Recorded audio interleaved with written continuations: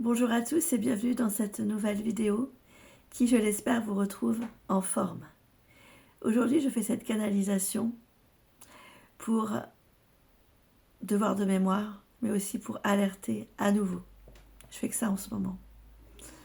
Comme vous le savez, le monde de l'agriculture est en souffrance.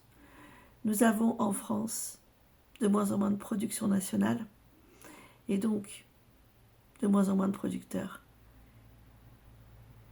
Ils sont passés de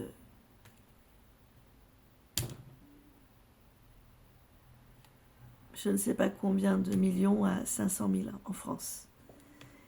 En médiumnité, on me dit clairement, sans être dans la parano, que le but de ce gouvernement, et même des gouvernements au niveau mondial, c'est de faire en sorte d'appauvrir la France et certains pays, afin qu'ils soient tributaires des autres pays.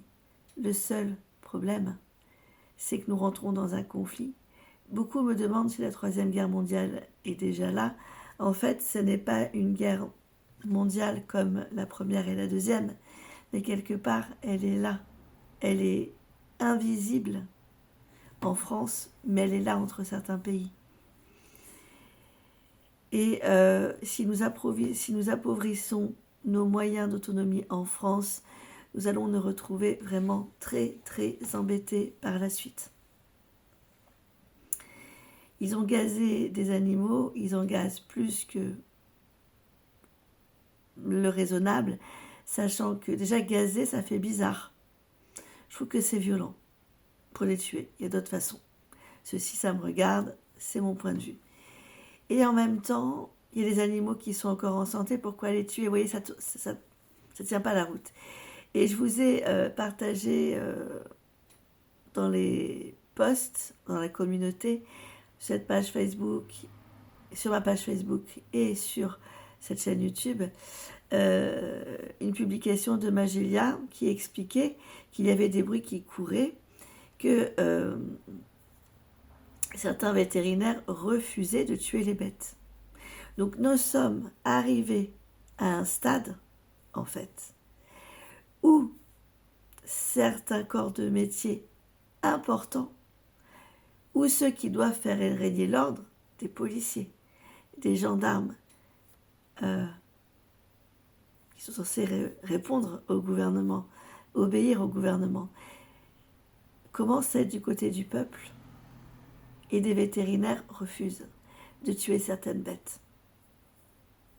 Nous sommes à un basculement historique, je vous l'avais dit. Et comme par hasard, donc là, le peuple commence à désobéir, aller à l'encontre du gouvernement et alléluia, ouf, qu'est-ce que c'est libérateur d'obéir à des règles qui valent la peine, c'est normal, mais de commencer à avoir ce cran-là, de désobéir à des choses qui détruisent.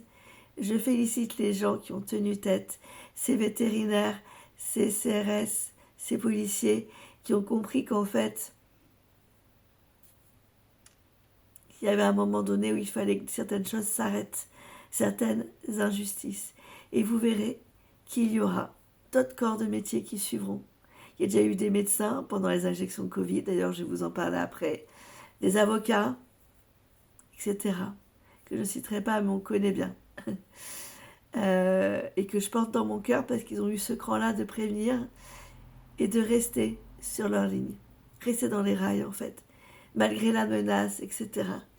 C'est des gens que je pourrais, dans mon cœur, que je ne pourrai jamais oublier pour ce qu'ils ont fait et leur contribution à essayer de sauver ce pays, mais aussi cette planète. Donc on va y arriver. Je vous rappelle que les gens commencent à se révolter contre un gouvernement qui ne fait pas que du bien, qui fait n'importe quoi.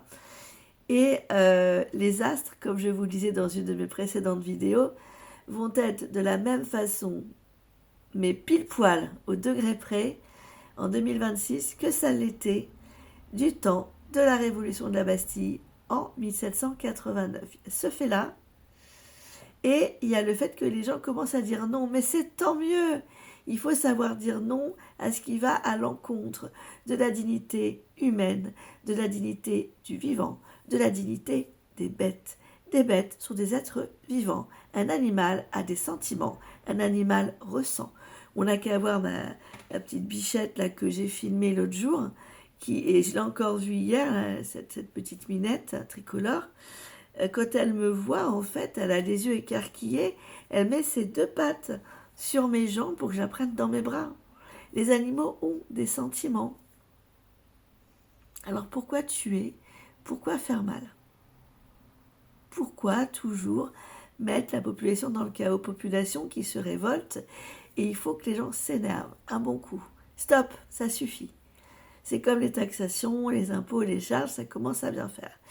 Donc voici, c'était mon soutien aux agriculteurs. Vous n'êtes pas seuls, nous sommes là. Nous avons entendu votre cri de détresse, votre peine, votre souffrance, votre révolte. Et nous allons nous battre aussi avec vous, pour nous tous. Voilà. Je voulais aussi parler d'un médecin. Donc je vais reprendre ma source. Je vous demande un instant parce que là, c'est sur le réseau social Facebook.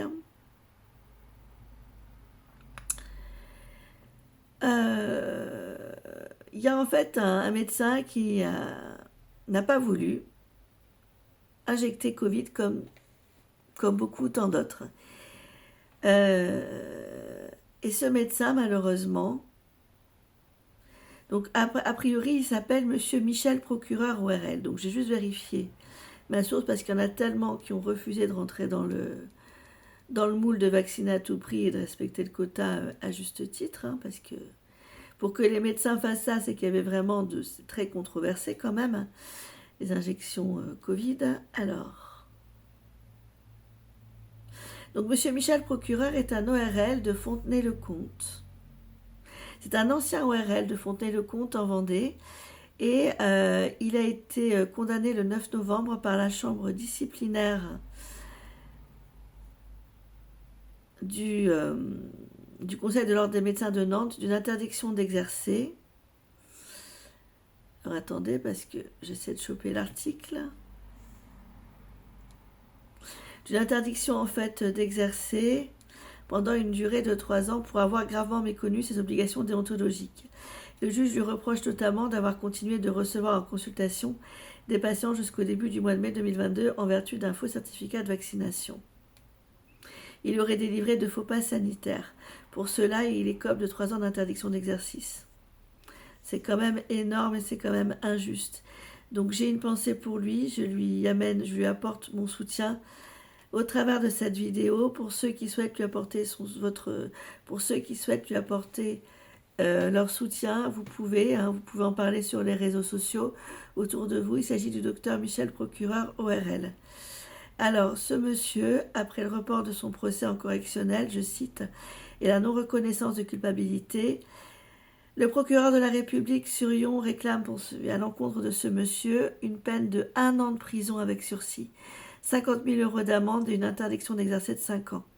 De plus, les CPM de Vendée, des Deux-Sèvres et de Charente-Maritime exigent, elles, le remboursement des actes qu'il a prescrits pendant les mois d'activité où il n'était pas vacciné, appareil auditif, scanner, antibiotiques et pour lesquels il n'a perçu aucune rémunération, une somme avoisinant les 250 000 €. La date définitive du procès en correctionnel est fixée au lundi 9 mars 2026 à 14 h au tribunal de La Roche-sur-Yon. Il nous y donne tous rendez-vous et compte sur notre soutien à cette occasion. Donc allez-y si vous pouvez y aller, ou en tout cas parlez de lui sur les réseaux sociaux, soutenez-le. C'est un médecin qui a assumé le fait d'être contre les vaccinations Covid et aujourd'hui il le paie très cher. C'est donc, et je tiens à parler de lui parce que c'est un exemple parmi tant d'autres, comme ce qu'ils ont fait à l'avocat Maître Divisio, que je trouve être un excellent avocat, et quelqu'un qui a du cran, qui va au front et qui nous a évité, en tout cas qui a eu un combat exceptionnel, pour qui j'ai beaucoup de respect et d'admiration, qui nous a évité, je pense, beaucoup de choses graves, même s'il n'a pas pu tout éviter. En tout cas, il a eu un rôle d'information et d'alerte immense, comme ce médecin, et ce médecin, il le paie cher. Ce qui nous prouve, avec ces 2 cas et d'autres que je pourrais citer, mais ce sont des cas connus, qu'en fait en France, on n'est pas en démocratie. Parce que si vraiment on l'était, on accepterait que les gens ne soient pas toujours d'accord avec ce qui nous est imposé par la peur. Je répète, ce qui nous est imposé par la peur, Ça n'est pas normal. C'est de la manipulation. Quand il y a des gens qui me disent « Je me suis fait vacciner parce que j'avais trop peur de perdre mon travail, à juste titre. J'avais peur de ne pas pouvoir donner à manger à mes enfants. Je me suis fait vacciner parce que sinon je ne pouvais plus sortir. » Rappelez-vous, ils nous ont privés de ce que pour eux n'était pas essentiel. La culture est essentielle. La culture, c'est une arme. C'est comme l'intelligence, l'éducation, la culture, ce sont des armes. Moi, j'ai été muette, parfois, j'ai été silencieuse, mais jamais aveugle de ce qui s'est passé, et je ne pardonnerai pas. Je ne pardonnerai pas les sportifs qui étaient en bonne santé. Je ne pardonnerai pas, en mémoire, des sportifs qui étaient en bonne santé et qui se sont écroulés sur les terrains après les injections Covid. Je ne pardonnerai pas parce que j'ai perdu de la famille, j'ai perdu des amis, j'ai perdu des consultants, morts de cancer foudroyant, de crise cardiaque ou d'autres choses, de maladies orphelines ou auto-immunes qui se sont accélérées à vue d'œil après les injections. À un moment donné, il fallait piquer, comme si nous étions des rats de laboratoire. Je ne le pardonnerai jamais. Et ma putain de vidéo, j'espère vraiment qu'elle va rester en ligne, parce que je continuerai à faire des scandales. Si elle ne reste pas, je tiendrai tête. Je ne veux pas d'un gouvernement comme ça. Je ne veux pas,